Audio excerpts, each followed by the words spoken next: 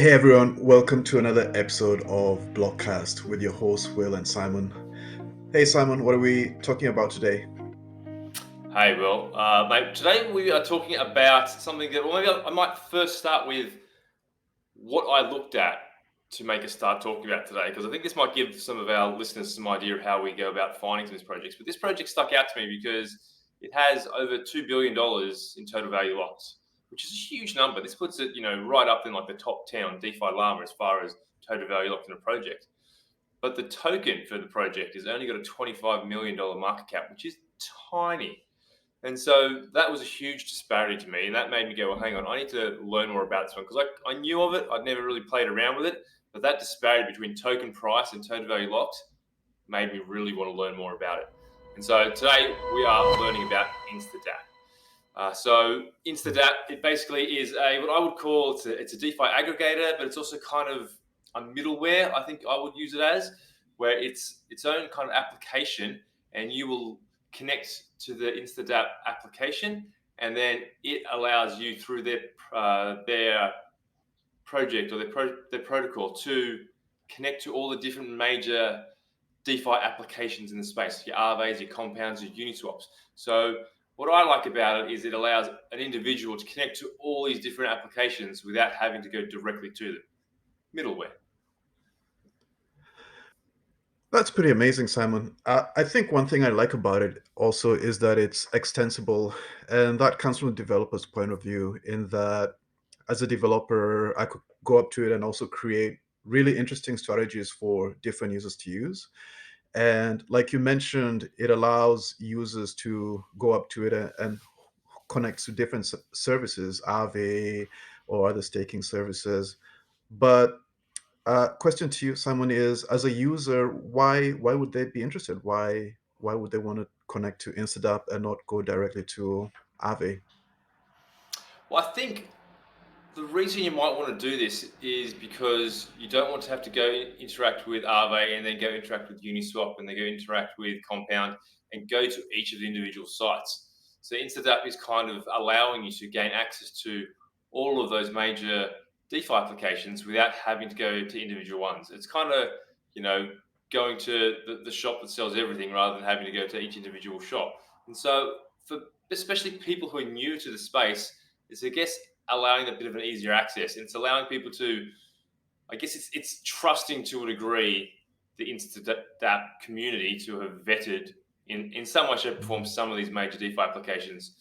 And I think the real benefit for the end user is basically that you don't need to know the ins and outs of all the different applications out there because they are slightly different. And until you start using them, you don't really understand it. You've only got to learn Instadapp, which I think is a big benefit. Mm.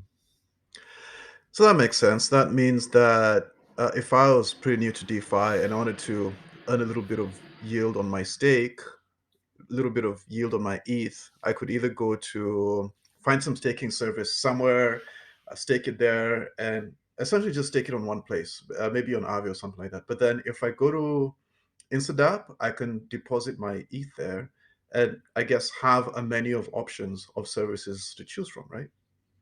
Absolutely, yeah. So they give Mm. you the opportunity to choose where it goes. And then they also do, I guess, which a lot of other DeFi protocols out there do, it does also do some automations for you as well. So you can Mm. choose to allow Instadapp to choose, I guess, an automation. So the example that we've kind of got of that, which is kind of common that you see these days, is looping, which is you put your Ethereum in, it will go deposit it, or it will convert it to STE through Lido Finance. It will deposit the STE into Aave. It will borrow ETH against that. It will convert ETH into STE, and it will redeposit it. And then that's looping around until you kind of can't do that anymore because of collateral ratios. And so effectively, you Mm. are leveraging your yield because you are getting more and more STE to earn. And so this used to be incredibly risky, and it still is very risky on many non-stable pairs. But STE and ETH, you could Mm. argue, fairly stable now, especially with the ETH unlock being allowed. So the risk of them depegging is very low. So it's quite the common strategy, and you see lots of other DeFi protocols do that as well. That's pretty cool. And rather than looping manually, which would be, I guess, a huge pain, and also needing to exit the loop if I need to. It's really nice to have a service where I can do this directly. And I guess that explains the uh, total value lock that you said. That's insane that it's a 2 billion, I think.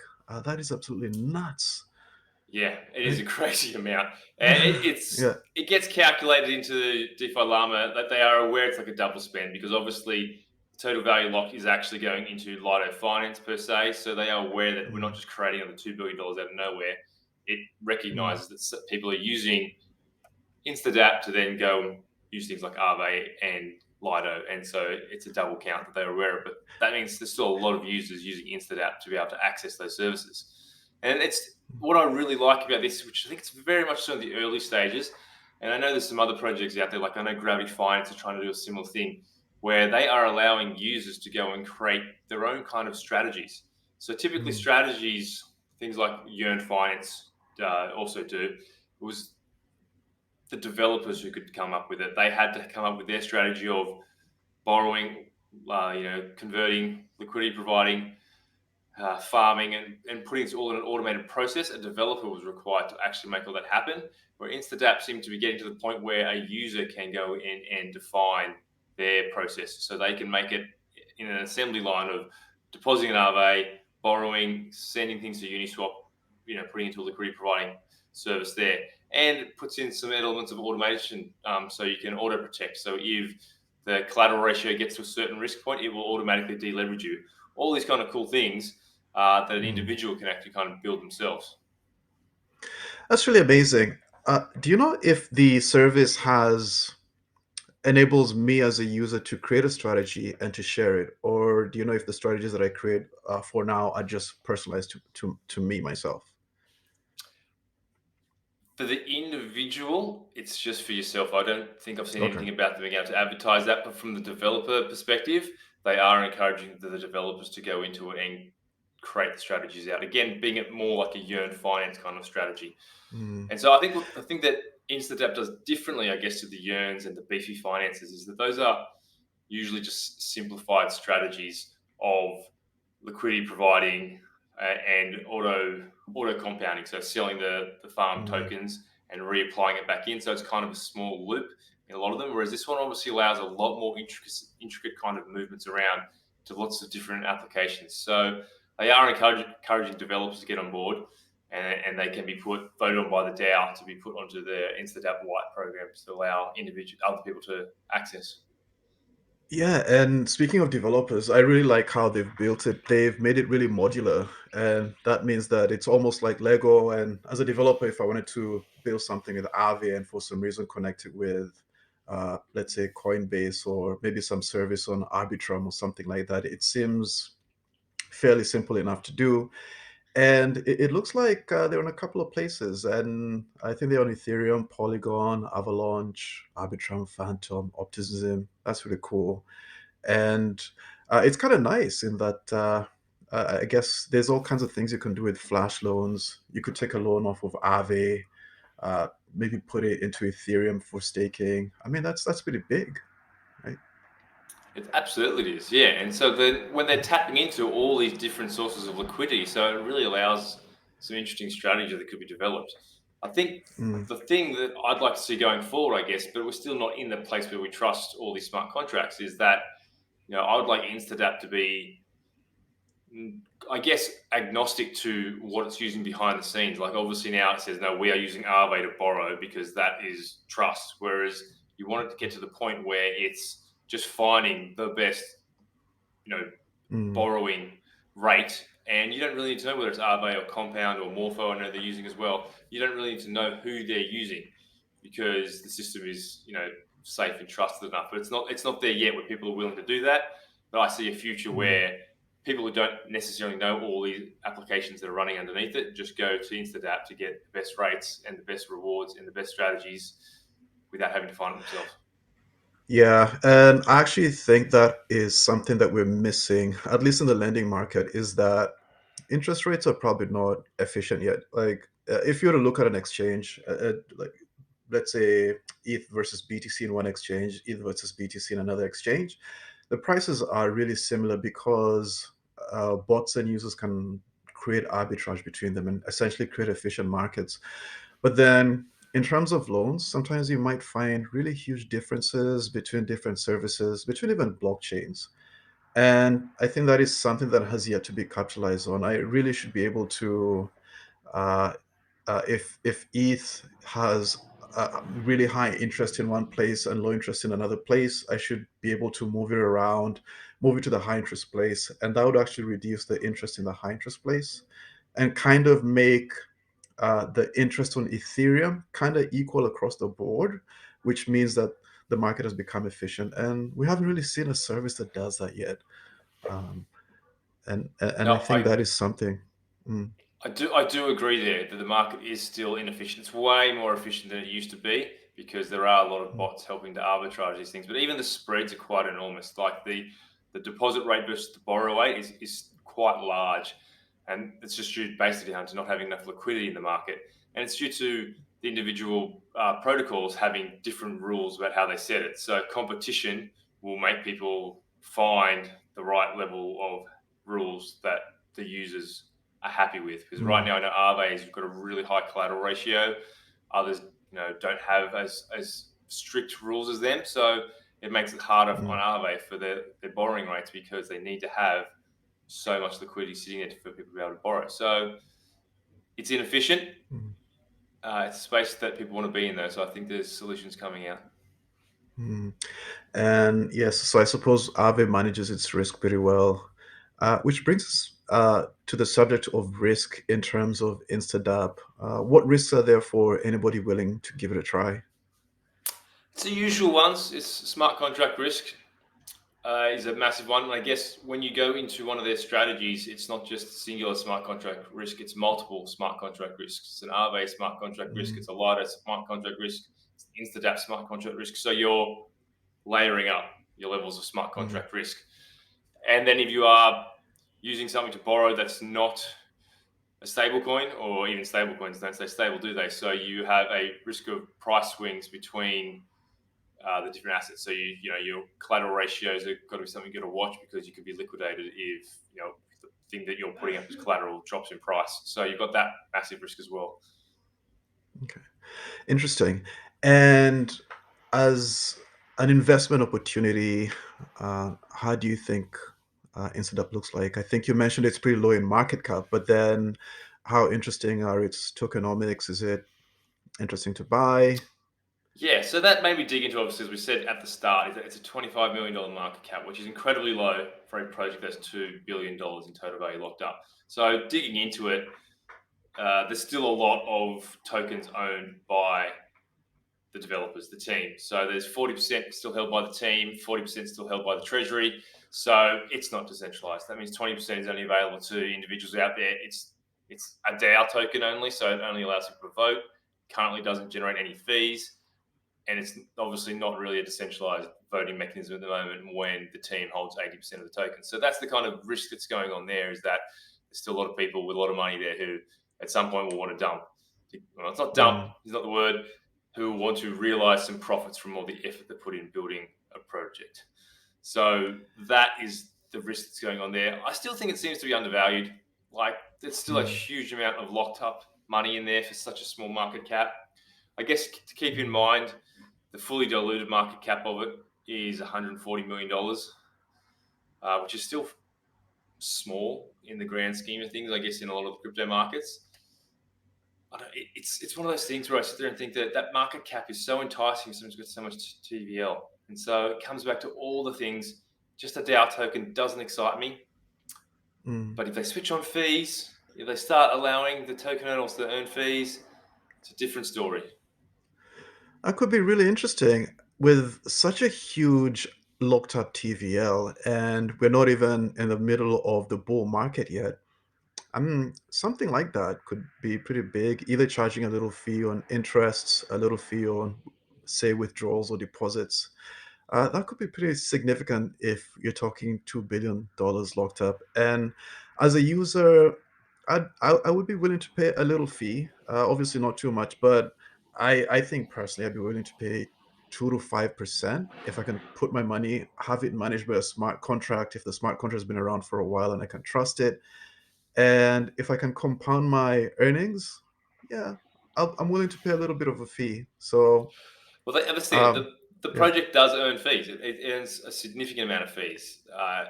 It's Mm, 20% on their automated strategies or their, which is actually kind of market standard, to be honest. If you go look at your beefy finances, your earn finances, it is 20% of the profits that they take. It's a performance fee. And then they've snuck in another one, which is a 0.05% exit strategy fee. So when you want to withdraw all your mm, funds from it, they'll clip another 0.05%, which again, I think is not uncommon, but combining them together is mm. not so nice. You've got to take it as So, it is. Yeah, go ahead, mm. mate. Oh, so it seems then the only problem is that they haven't attached the fee to the token. I mean, I would need to have I would need a reason to hold the token outside of governance. And if I'm getting part of the fees, that would be really interesting for me, right? Yeah, and it always comes, it's the chicken and the egg thing for all these DAOs. And I guess it's also an issue of security questions as well, whether it's a security or commodity or a decentralized autonomous organization. So they've got a DAO that allows you to vote. And so that therefore makes it not a security because you're not necessarily expecting a return. If you add yield to it, then you're expecting a return on it. So it gets into all those kind of security questions. So most of these usually Mm, start out like that. And they also start out with not generating fees because it allows more liquidity to come into the space. It means they're not clipping as mm, much money. It often mm, bootstraps more people to the protocol. So most of these places do this. They start with a DAO, and then at some point in time in the future, they may attach fees. But Uniswap is the biggest example of that one. It still hasn't turned on fees to Unis holders. So they've always talked yeah, about it, but they still haven't done it. So there's no indication these guys will do it either. yeah. It does seem to be a pattern. I used to think before that DAOs create these governance tokens sometimes just to find a use for a token so that they can sell it. I learned a little bit more recently that yes, that is one purpose of creating a DAO token. If there's nothing else a project can find for use for the token, but then another reason they do it, like you mentioned, is legals. They don't want a security, so they say this is just a governance token. There's nothing else out of it. Users should not expect to gain any sort of appreciation of value, and they should only hold it for governance, and that's it. And that's how they release it. Maybe a couple of months or a year or two down the line, that's when they actually put other use cases for their token. And I guess that's how they do it now. Absolutely. I mean, at the end of the day, Instadapp could have been a Web3 project that had no token. They could have made it Mm, so fantastic from user experience and interoperable with all these DeFi applications and never created a token, and it would have been perfectly fine. So mm, they decided not to go down that path because obviously it's a longer term game to sit there and just earn the fees on a project, whereas creating a token that you can sell releases mm. that investment opportunity sooner. So it's Everyone, it's a short game or long game, and they're playing the short game. mm, everyone wants to mint their own currency, I guess, and that's the state we're in. And Yeah. everyone wants to make money for the efforts that they put in. And so I get that as Mm, well. People need to make money. People have been spending a lot of time developing this project. They could have had the yeah. long game and just earned the money from the fees and not created a token as well. I guess the cool thing is that the incentives are still really crazy for venture capitalists to get into this field, specifically because they get their money back really quickly, particularly because they don't have to rely on fees. They can actually just sell the tokens. So that means that innovation is huge. And then the cool thing is that all of these projects are open source. That means that, uh, like, we might not really love spurious tokens, but then the thing is, at least they encourage heaps of innovation, and then that innovation is all archived on GitHub. That means another project can come and just spin something off without a token, or with a token, but with a new innovation. So at least it's getting the innovation out there, and that's one good thing we get out of it. Yeah, and again, we're kind of going off topic a bit there, but again, the Uniswap example. Uniswap didn't have a token when it came out. It was a huge Mm, DEX, got huge volume. and then someone Mm, copied the code and forked it. SushiSwap got created, and they created their token and incentivized people to come to their protocol. And so mm. that set a precedence. So most of these things create a token because they can allow some kind of incentivization to keep people in the space rather than going to competitor as well. Yeah, So indeed, it's indeed. game theories in play as well. Yeah. Well, I guess that's all we have for this week, Simon. Thank you. And if you haven't tried Instadapp yet, it's definitely worth having a look at and seeing what kind of interest rates are there. Remember to stay safe and uh, at least try with a small amount of tokens before increasing your position. But Instadapp looks like a really cool project. Yeah, absolutely. And with $2 billion market, $2 billion TVL locked up in it, sounds like it's been tested for a bit. Sounds pretty amazing. Until next time, Simon. Thanks, mate. Nice.